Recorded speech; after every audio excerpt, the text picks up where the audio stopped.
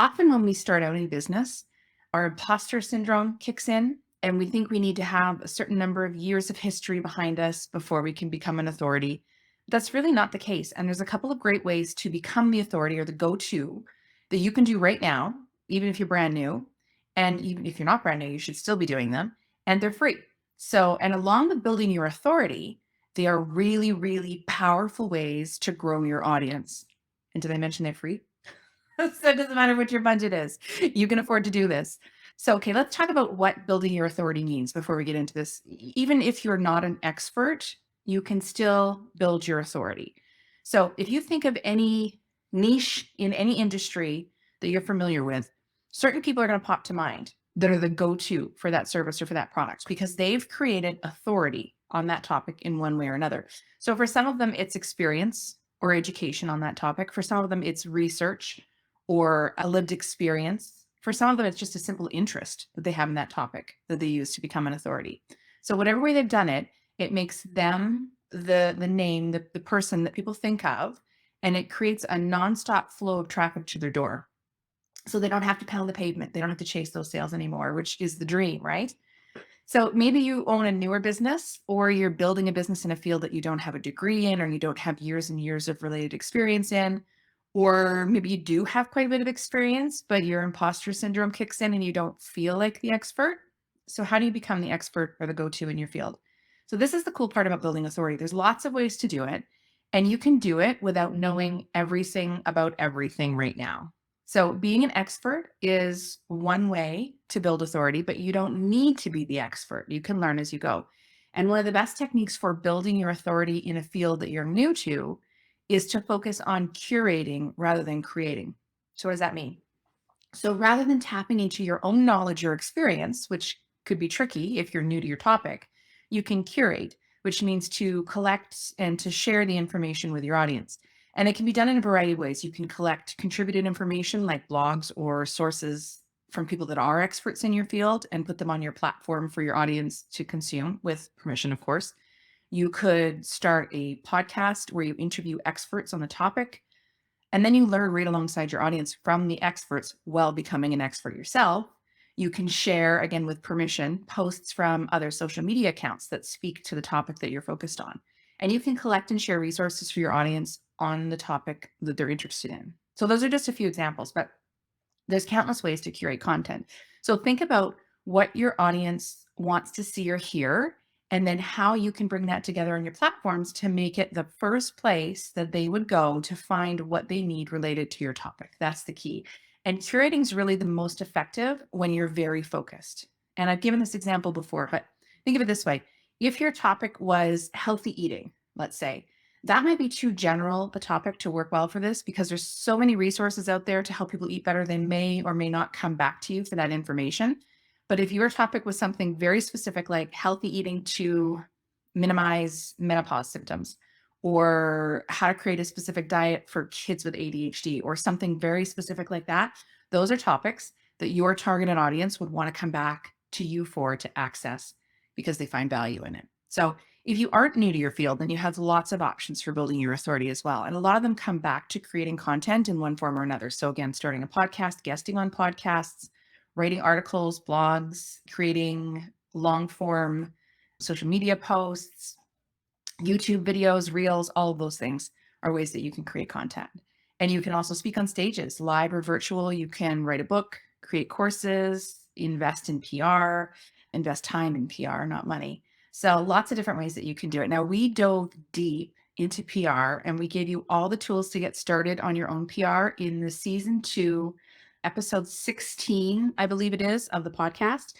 It's a great authority builder for everybody, whether you're brand new to your field, you're starting a new business, or if you're a seasoned veteran at what you do. It specializes in helping newer women founders with PR. So it's perfect if you're brand new because that's really her angle in this. That's really what she works on. Anyway, she came on the podcast with us and she gave us incredible tips, incredible information on how to pitch, who to pitch to, how to find the person to pitch to, all of those things. And this is the number one way. I'm going to talk about 2 ways today to build your authority if you're brand new. Number one is PR. And we tend to think that if you are brand new, then nobody's going to want to hear from you. And that's absolutely not the case. And she'll break that all down for you in that podcast. She's incredible. But basically, if you're not familiar with PR, it's unpaid exposure in the media. So you could be quoted in an article, you could appear in a TV interview, you could get featured in a magazine, guest on a podcast, get featured in a gift guide, anything like that. Anyone can be quoted in a magazine or a newspaper. You don't have to be some big shot. The writer is interested in your perspective, not your history. And everybody has a perspective. So think about it this way. They have to create content day in and day out. They need sources to quote. They need fresh ideas to explore. So they need your perspective. They need you. So PR is really the great equalizer because it allows less experienced founders and women entrepreneurs to be seen and heard. And the best part is that it gives those that don't have mega ad budgets the opportunity to get their business in front of thousands and sometimes millions of new potential customers for free. So it does take time and persistence, but the benefit is huge. So not only do you get your business in front of all of those new people, you get the boost of increasing your authority by being in the media, and you can use that forever on your website, in your bio. It's really the gift that keeps on giving to be able to say that you were featured in Vogue or you were featured in, Fast Times, whatever your niche is. That's really something that you can use on and really builds your credibility and builds your authority. So no matter what stage of business you're at, you can create authority. You can become the go-to expert, and you can literally, with PR, you can go from unknown to millions of views overnight if you get a great placement with zero cost. So it's very much worth your while to invest some time in PR. Go to episode 16 on the podcast. You'll get all sorts of strategy. There's even a free course that she puts on that's about how to start your own PR, which is fantastic. It's all in there on the podcast. That's the podcast website, onestepempire.com. And look for episode 16 on season 2. All right, the second way to go from beginner to boss right now and to skyrocket your authority is to start a podcast. And the barrier to entry is very low. It's not quite free, but it's very close. You need a laptop, you need a mic, you can get them for under $100. In fact, you're better off with the ones that are under $100. You see everybody with the Yeti mics and all of these, more expensive mics, and they're actually not fabulous for podcasting at home because they pick up so much background noise. So some of the cheaper dynamic mics are better for under $100 for podcasting. You can use a free Zoom account to record. You can use free editing software like Audacity. You can use a platform like Buzzsprout to host it for $20 a month. And bam, you've created your own platform to start building authority on your topic immediately. And the benefit to podcasting goes way beyond the people that actually subscribe or any kind of monetization that you can get out of it. It's really an incredible tool to grow your network and create contacts with people that might not otherwise connect with you. So we actually had podcast expert Jacqueline Malone. She's got a podcast called The Go-To Gal, and she also does podcast training. She was on the podcast episode 4 of season 2. And she talked through all of the basics of getting started because a lot of us get stuck there. We get stuck in the tech, we get stuck in the weeds, and really you don't need to. It can be incredibly simple. So she talks through that. She talks about exactly what mic you can get for under $100, all of that stuff.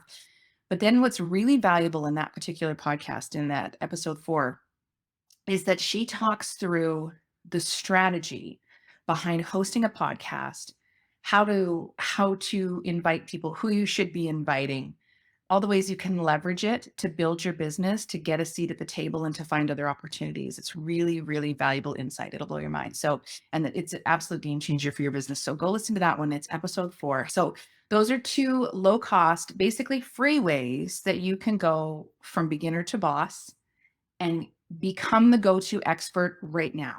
Whether you're just starting out and you feel like you're not the expert yet, or if you've been in business for 5, 10, 15, 20 years, these are great ways to build your authority and grow your audience. So have a look at them. Now, this is One Step Empire every week. We talk about one step to build your empire. So your one step for this week is to decide whether PR or podcast is right for you or some other way to build your authority. Maybe neither of those things is right for you, although I can't imagine a business that PR isn't right for. It's good for everybody. But let's say the PR or the podcast isn't the right way for you to build your authority in your audience. Think of some other way to build your authority, to curate content, whatever it is, if that's a better fit for you, and then create an action plan to get it going. That's your one step for this week.